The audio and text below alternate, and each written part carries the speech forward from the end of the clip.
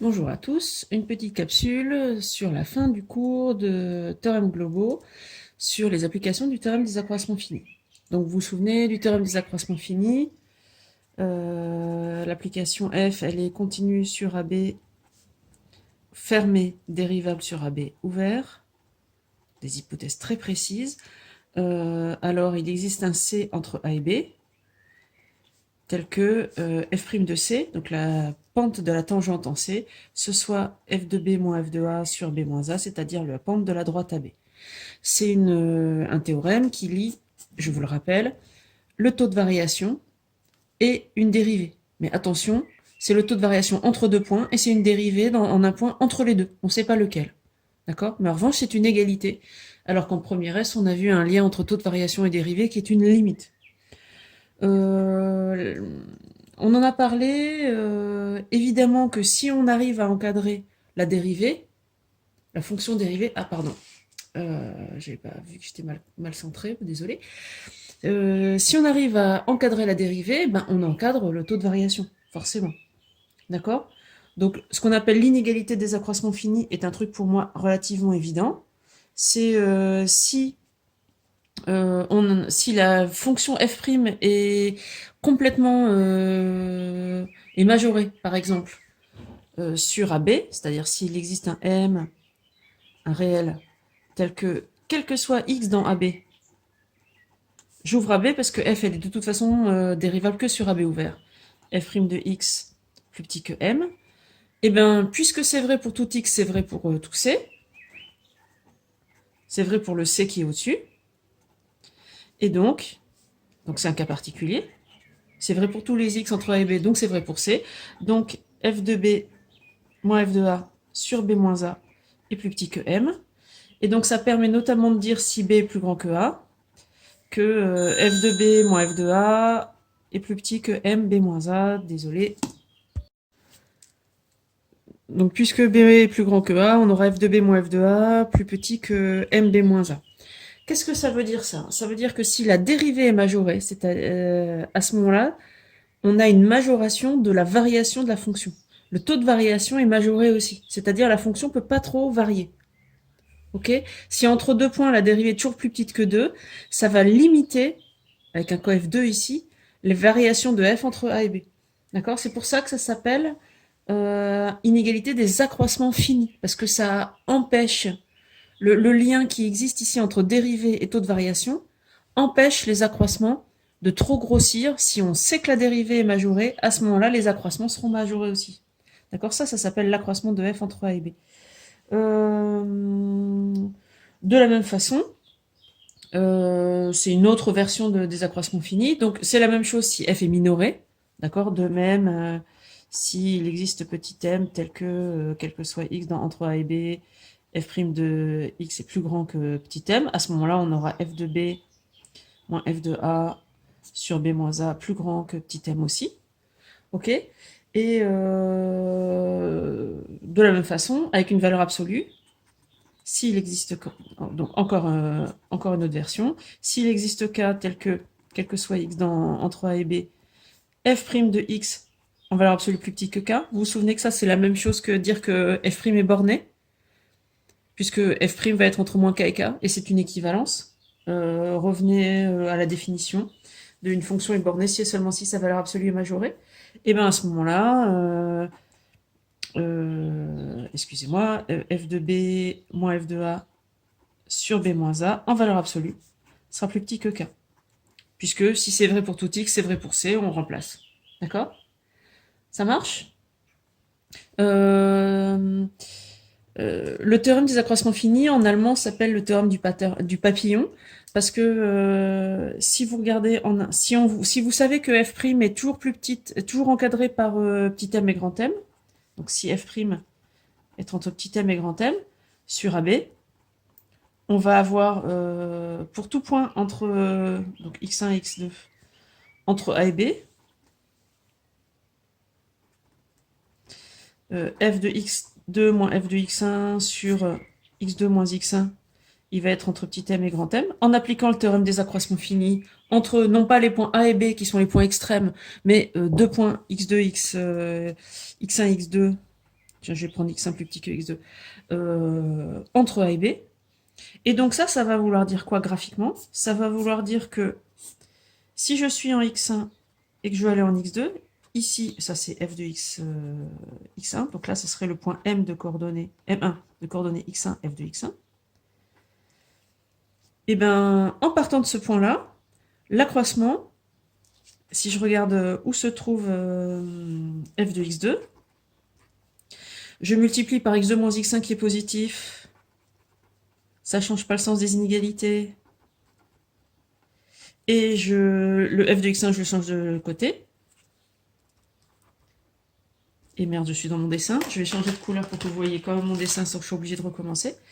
Ça veut dire que f de x2, il va être entre deux droites. La droite qui passe par M1, mais deux pentes petit m. On va dire, voilà, pente petit m. Et là, elle est censée passer par M1. Et la droite, bon, je vais dire pente grand M ici, parce que je ne vais pas avoir de place sinon. Et puis celle de pente petit m qui serait ici. Et donc, on sait, à ce moment-là, que f de x2, il est entre les deux droites, mais il est d'abscisse x2. Donc f de x2 se trouve dans cette zone, c'est-à-dire le point M2 va se trouver dans cette zone. Et comme ce serait pareil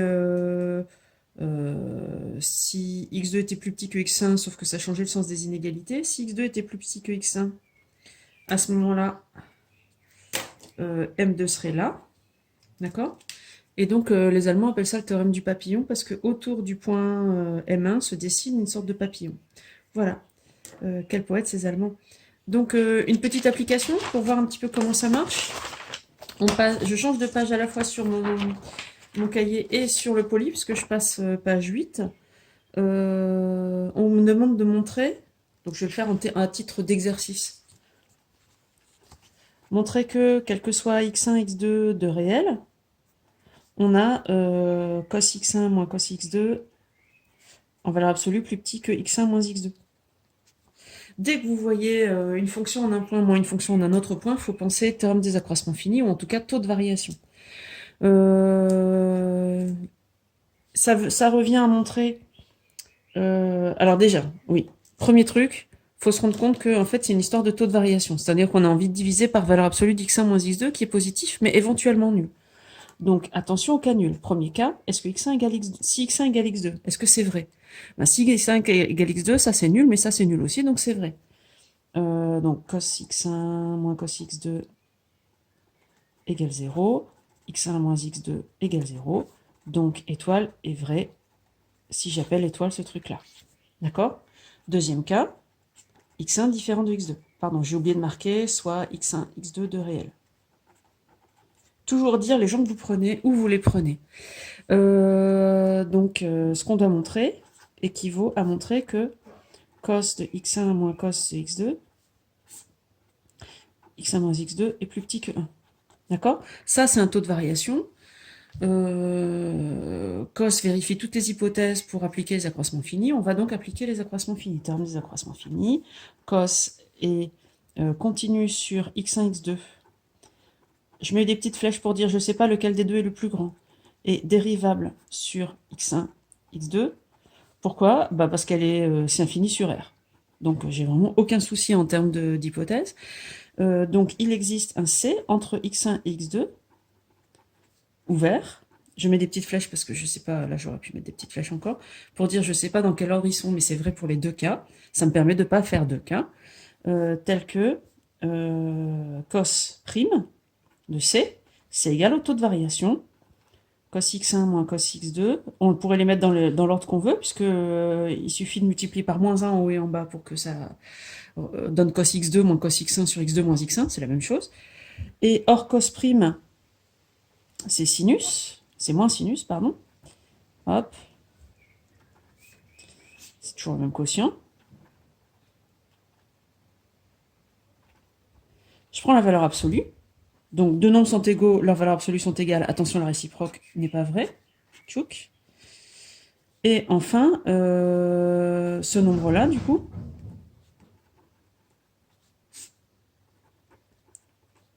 puisque, donc, or, sinus C moins sinus C, c'est égal à valeur absolue de sinus C, et un sinus est toujours plus petit que 1 en valeur absolue. Donc je remplace, ça c'est la valeur absolue de mon sinus c, donc c'est plus petit que 1. J'ai plus qu'à multiplier par x1 moins x2 qui est positif.